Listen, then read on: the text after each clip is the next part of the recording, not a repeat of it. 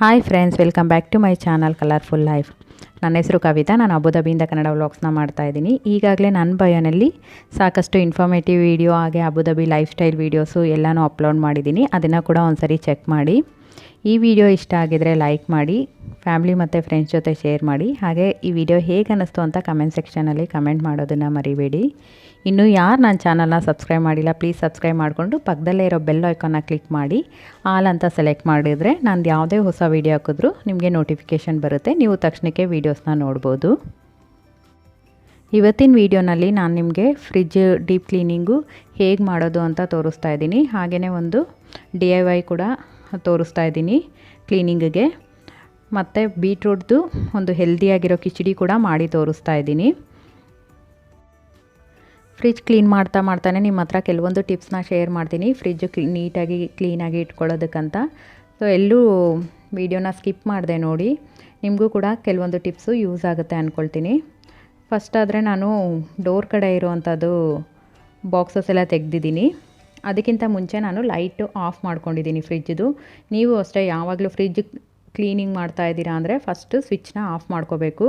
ಒಂದೊಂದು ಸರಿ shock circuit ಆಗೋ ಚಾನ್ಸಸ್ ಇರುತ್ತೆ. ಅದಕ್ಕೆ ಲೈಟ್ ಆಫ್ ಮಾಡಿಕೊಂಡೆ ನೀವು ಮಾಡೋಕ್ಕೆ ಸ್ಟಾರ್ಟ್ ಮಾಡಬೇಕು.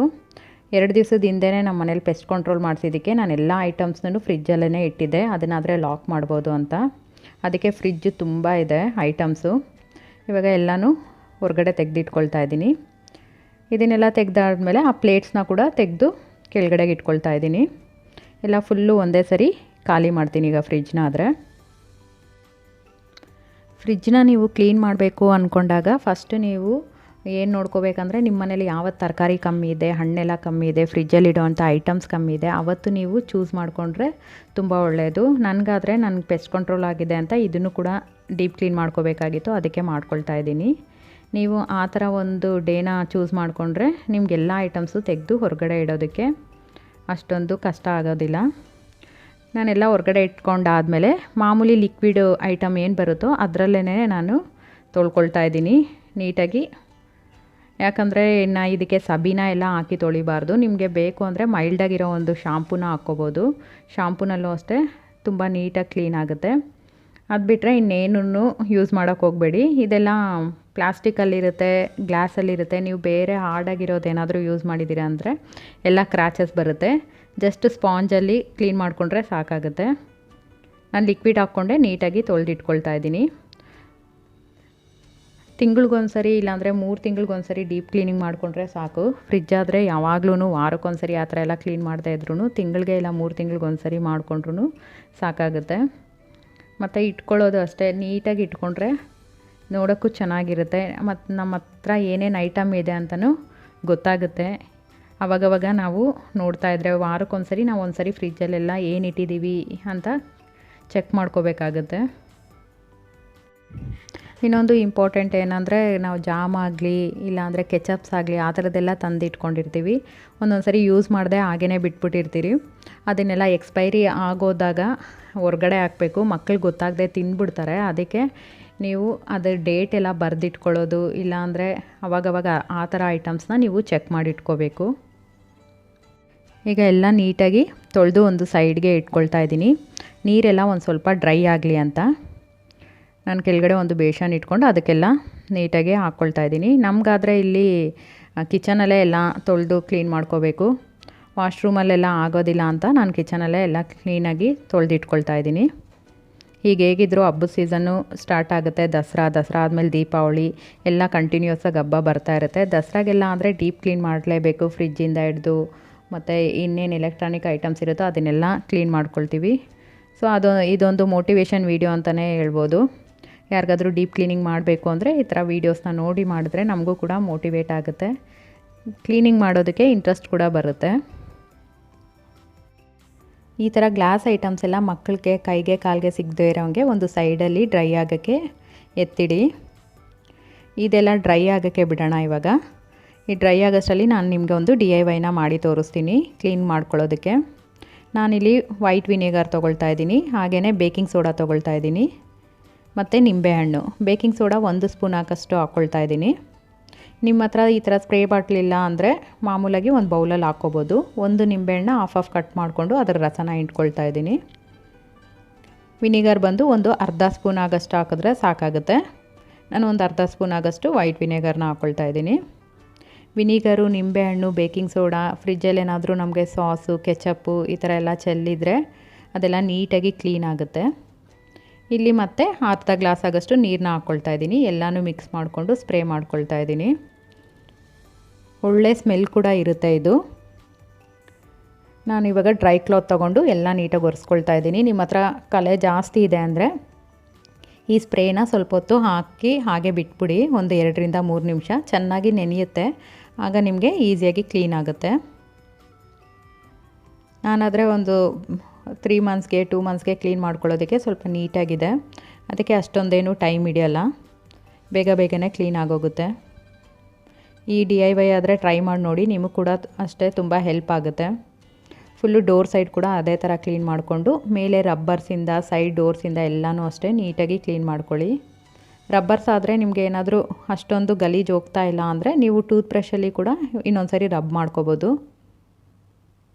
ಸೊ ಎಲ್ಲ ಕ್ಲೀನ್ ಆದಮೇಲೆ ನಾನು ನಿಮಗೆ ತೋರಿಸ್ತೀನಿ ಹೇಗಿತ್ತು ಅಂತ, ಹೇಗೆ ಕ್ಲೀನ್ ಆಗಿದೆ ಅಂತ.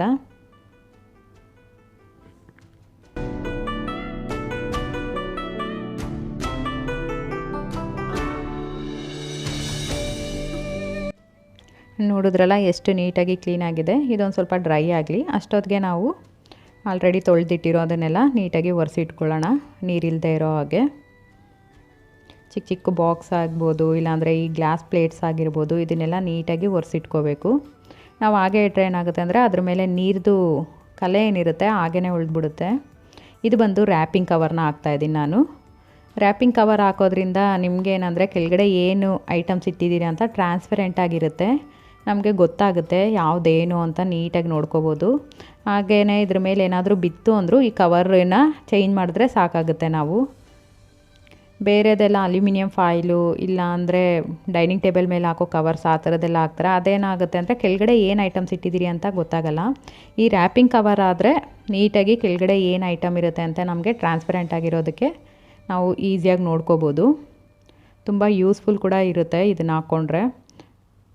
ನೀವು ಕೂಡ ಈ ಸರಿ ಫ್ರಿಜ್ನ ಕ್ಲೀನ್ ಮಾಡಬೇಕಾದ್ರೆ ಇದನ್ನು ಒಂದು ಸರಿ ಟ್ರೈ ಮಾಡಿ ನೋಡಿ. ನಿಮಗೂ ಕೂಡ ಈಸಿ ಅನಿಸುತ್ತೆ. ಒಂದು ಸ್ವಲ್ಪ ಕಲೆ ಆದರೂ ಅಷ್ಟೇ ಇದನ್ನು ಕವರ್ನ ಈಸಿಯಾಗಿ ತೆಗೆದು ಹೊರಗಡೆ ಹಾಕ್ಬೋದು. ಅಷ್ಟೊಂದು ಕಷ್ಟನೇ ಆಗೋದಿಲ್ಲ. ಸೊ ಈ ಥರ ಬಬಲ್ಸ್ ಇಲ್ಲದೆ ಇರೋಂಗೆ ನೀಟಾಗಿ ಹಾಕ್ಕೋಬೇಕು. ಸ್ವಲ್ಪ ಟೈಟಾಗಿ ಎಳೆದ್ರೆ ಬರುತ್ತೆ. ಸೊ ನಾನು ಎಲ್ಲದಕ್ಕೂ ಇದೇ ಥರ ಗ್ಲಾಸ್ ಪ್ಲೇಟ್ಸ್ಗಾದರೆ ಇದೇ ಥರನೇ ಹಾಕಿ ಇಡ್ತಾಯಿದ್ದೀನಿ. ನೋಡಿದ್ರಲ್ಲ, ಹಾಕಿರೋದೇ ಗೊತ್ತಾಗಲ್ಲ, ಸೇಮ್ ಪ್ಲೇಟ್ ತೊಳೆದಿರೋ ಥರನೇ ಇದೆ. ಅಷ್ಟು ನೀಟಾಗಿ ಹಾಕಿ ಇಟ್ಕೊಂಡ್ರೆ ಆಗುತ್ತೆ. ನಾನಿವಾಗ ಎಲ್ಲ ಪ್ಲೇಟ್ಸ್ನು ತೊಗೊಂಬಂದು ಇಟ್ಕೊಳ್ತಾ ಇದ್ದೀನಿ.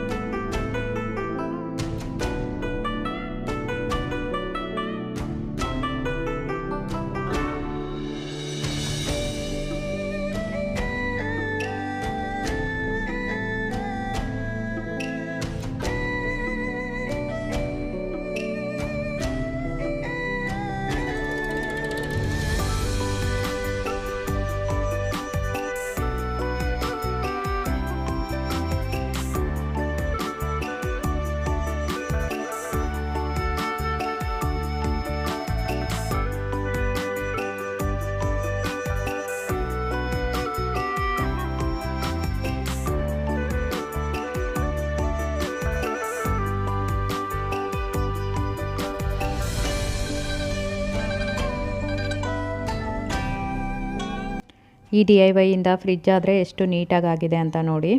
ಹೊಸ ಫ್ರಿಜ್ ಥರನೇ ಕಾಣ್ತಾ ಇದೆ ಆ ಕವರೆಲ್ಲ ಹಾಕಿರೋದಕ್ಕೆ. ನಿಮಗೆ ಲೈಟಿಂಗಿಗೆ ಶೇಡ್ ಆ ಥರ ಅನಿಸ್ತಾ ಇದೆ. ಅದೇ ನೀವು ಮನೇಲಿ ಮಾಡಿ ಒಂದು ಸರಿ ಟ್ರೈ ಮಾಡಿ ನೋಡಿ. ತುಂಬ ಒಳ್ಳೆ ರಿಸಲ್ಟ್ ಆದರೆ ಇರುತ್ತೆ. ಈಗ ನಾನು ಎಷ್ಟು ಐಟಮ್ಸ್ ಬೇಕೋ ಅಷ್ಟು ಐಟಮ್ನ ಇಟ್ಕೊಳ್ತಾ ಇದ್ದೀನಿ. ನನ್ನ ಫ್ರಿಡ್ಜ್ ಡೀಪ್ ಕ್ಲೀನಿಂಗ್ ಆದರೆ ಇದು. ನಿಮ್ಗೆ ಹೇಗೆ ಅನ್ನಿಸ್ತು ಅಂತ ಕಮೆಂಟ್ ಸೆಕ್ಷನಲ್ಲಿ ಕಮೆಂಟ್ ಮಾಡಿ ತಿಳಿಸಿ. ನೀವು ಕೂಡ ಹಬ್ಬಕ್ಕೆ ಈ ಒಂದು ಡೀಪ್ ಕ್ಲೀನಿಂಗ್ನ ಟ್ರೈ ಮಾಡಿ, ಖಂಡಿತ ಒಳ್ಳೆ ರಿಸಲ್ಟ್ ಆದರೆ ಇರುತ್ತೆ. ನೆಕ್ಸ್ಟ್ ಬಂದು ನಾನು ಕಿಚಡಿ ರೆಸಿಪಿನ ನಿಮ್ಮ ಹತ್ರ ಶೇರ್ ಮಾಡ್ತಾಯಿದ್ದೀನಿ. ಇದಕ್ಕೆ ನಾನು ಇಲ್ಲಿ ಬಂದು ಈರುಳ್ಳಿನ ತೊಗೊಂಡಿದ್ದೀನಿ. ಒಂದು ಈರುಳ್ಳಿ ಸಣ್ಣಕ್ಕೆ ಉದ್ದುದ್ದಕ್ಕೆ ಕಟ್ ಮಾಡಿದ್ದೀನಿ, 2 ಹಸಿಮೆಣಸಿನ್ಕಾಯಿ, 1 ಕ್ಯಾರೆಟು ಮತ್ತು ಶುಂಠಿ ಬೆಳ್ಳುಳ್ಳಿ, 1 ಆಲೂಗಡ್ಡೆ, ಬೀಟ್ರೂಟ್ನ ಚಿಕ್ಕ ಚಿಕ್ಕದಾಗಿ ಕಟ್ ಮಾಡ್ಕೊಂಡಿದ್ದೀನಿ, ಒಂದು ಸ್ವಲ್ಪ ದೊಡ್ಡ ಬೀಟ್ರೂಟ್ ತೊಗೊಂಡಿದ್ದೀನಿ, 1 ಟೊಮೊಟೊ, ಹಾಗೆ ಕೊತ್ತಂಬರಿ ಸೊಪ್ಪು, ಸ್ವಲ್ಪ ಕರಿಬೇವಿನ ಸೊಪ್ಪು. ಇಷ್ಟು ಐಟಮ್ ಆದರೆ ಬೇಕಾಗುತ್ತೆ. ಇಲ್ಲಿ ನಾನು ಅಕ್ಕಿ ಬಂದು 3/4 ಗ್ಲಾಸಷ್ಟು ಅಕ್ಕಿನ ತೊಗೊಳ್ತಾ ಇದ್ದೀನಿ. ನೀವಿಲ್ಲಿ 3/4 ಗ್ಲಾಸಷ್ಟು ಅಕ್ಕಿನ ತೊಗೊಂಡು ಇನ್ನೊಂದು 1/4 ಗ್ಲಾಸಾಗಷ್ಟು ತೊಗರಿಬೇಳೆನ ತೊಗೋಬೇಕಾಗತ್ತೆ. ನಾನು ಅಕ್ಕಿ ಮತ್ತು ತೊಗರಿಬೇಳೆನ ಒಂದು ಅರ್ಧ ಗಂಟೆ ಮುಂಚೆ ನೆನೆಸಿಡ್ತಾ ಇದ್ದೀನಿ. ನಾನಿಲ್ಲಿ ತೊಗರಿಬೇಳೆ ಆಲ್ರೆಡಿ ಹಾಕ್ಬಿಟ್ಟಿದ್ದೆ, ಆ ವಿಡಿಯೋ ತೋರಿಸೋ ವಿಡಿಯೋ ಆದರೆ ಸ್ಕಿಪ್ ಆಗೋಗಿತ್ತು, ಅದಕ್ಕೆ ನಾನು ನಿಮ್ಗೆ ಹೇಳ್ತಾ ಇದ್ದೀನಿ. 3/4 ಗ್ಲಾಸು ಅಕ್ಕಿ ತೊಗೊಂಡ್ರೆ ಒಂದು 1/4 ಗ್ಲಾಸಾಗಷ್ಟು ತೊಗರಿಬೇಳೆ, ಎರಡನ್ನೂ ಒಂದು ಹಾಫ್ ಆನ್ ಅವರು ನೆನೆಸಿಟ್ಕೊಳ್ಳಿ. ಈಗ ನಾನು ಕುಕ್ಕರ್ನ ಬಿಸಿ ಮಾಡೋಕ್ಕೆ ಇಟ್ಟಿದ್ದೀನಿ. ಇದು ಬಿಸಿ ಆದಮೇಲೆ ಒಂದು 4ರಿಂದ 5 ಸ್ಪೂನ್ ಆಗೋಷ್ಟು ಎಣ್ಣೆನ ಹಾಕ್ಕೊಳ್ತಾ ಇದ್ದೀನಿ.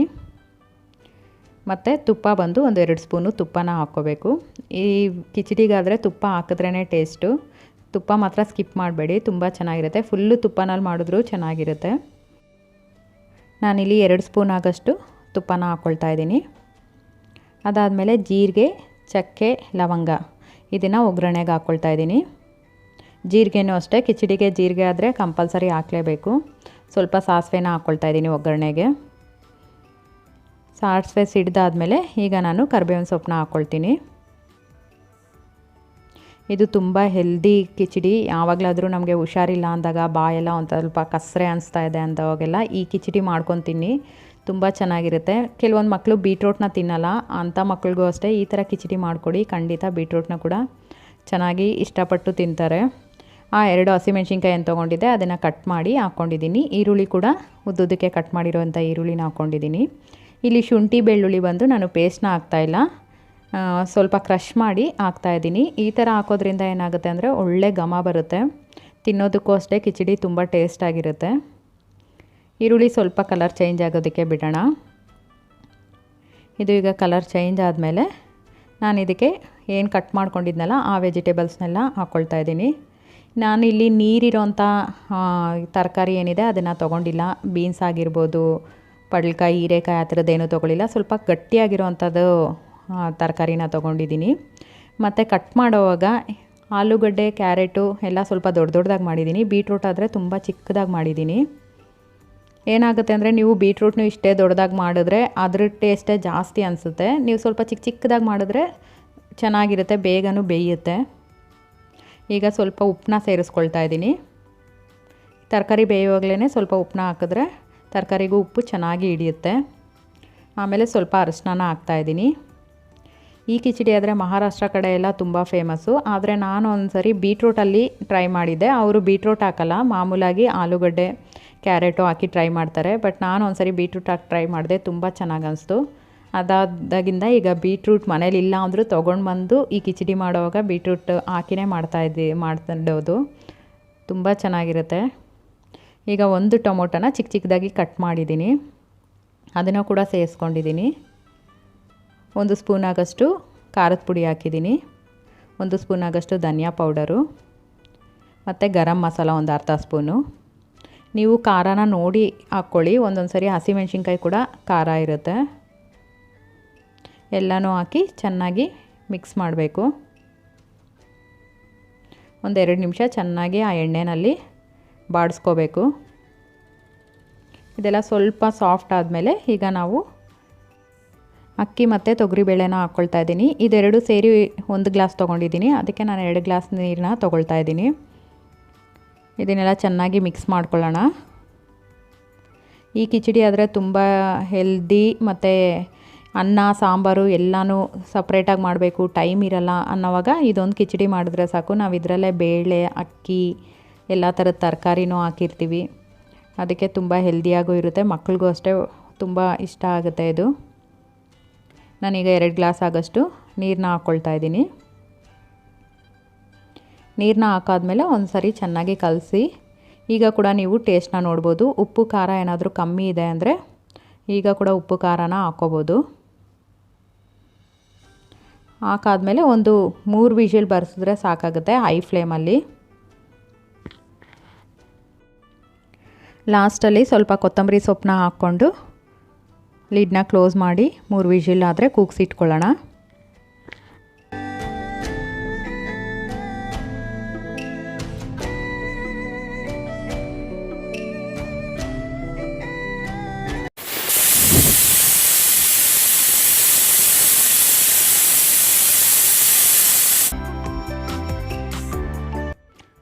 ಈಗ ಪ್ರೆಷರ್ ಹೋಗಿದೆ. ನಾನು ಇದನ್ನಾದರೆ ಸೋನಾ ಮಸೂರಿ ಅಕ್ಕಿನಲ್ಲೇ ಮಾಡಿರೋದು. ಸೋನಾ ಮಸೂರಿ ಅಕ್ಕಿನಲ್ಲೇ ಕಿಚಡಿ ಚೆನ್ನಾಗಾಗೋದು ಬಾಸುಮತಿ ರೈಸ್ಗಿಂತ. ಎಷ್ಟು ಕಲರ್ಫುಲ್ಲಾಗಿದೆ ನೋಡಿ. ತಳ ಕೂಡ ಅಷ್ಟೇ ಒಂದು ಸ್ವಲ್ಪ ಕೂಡ ಹಿಡ್ದಿಲ್ಲ. ನಿಮಗೆ ನೀಟಾಗಿ ಕುಕ್ಕರ್ ಓಪನ್ ಆದಾಗಿಂದ ತೋರಿಸ್ತಾ ಇದ್ದೀನಿ. ಇದಕ್ಕೆ ಚಟ್ನಿನೂ ಚೆನ್ನಾಗಿರುತ್ತೆ, ರಾಯ್ತನೂ ಚೆನ್ನಾಗಿರುತ್ತೆ. ಏನೂ ಇಲ್ಲ ಅಂದರೆ ತುಪ್ಪ ಹಾಕ್ಕೊಂಡಾದರೂ ತಿನ್ಬೋದು. ಈಗ ನಾನು ಟೇಸ್ಟ್ ನೋಡ್ತೀನಿ. ಸೊ ಈ ವಿಡಿಯೋ ನಿಮಗೆ ಹೇಗೆ ಅನ್ನಿಸ್ತು ಅಂತ ಕಮೆಂಟ್ ಸೆಕ್ಷನಲ್ಲಿ ಕಮೆಂಟ್ ಮಾಡಿ. ಇನ್ನೂ ಯಾರು ನನ್ನ ಚಾನಲ್ನ ಸಬ್ಸ್ಕ್ರೈಬ್ ಮಾಡಿಲ್ವೋ ಪ್ಲೀಸ್ ಸಬ್ಸ್ಕ್ರೈಬ್ ಮಾಡ್ಕೊಳ್ಳಿ. ಫ್ಯಾಮಿಲಿ ಮತ್ತು ಫ್ರೆಂಡ್ಸ್ ಜೊತೆ ಶೇರ್ ಮಾಡಿ. ಈ ವಿಡಿಯೋ ಇಷ್ಟ ಆಗಿದರೆ ಒಂದು ಲೈಕ್ ಬಟನ್ನ ಪ್ರೆಸ್ ಮಾಡೋದನ್ನು ಮರಿಬೇಡಿ. ಟೇಸ್ಟ್ ಆದರೆ ತುಂಬ ಚೆನ್ನಾಗಿತ್ತು. Thank you so much for watching. See you in the next vlog. Bye bye.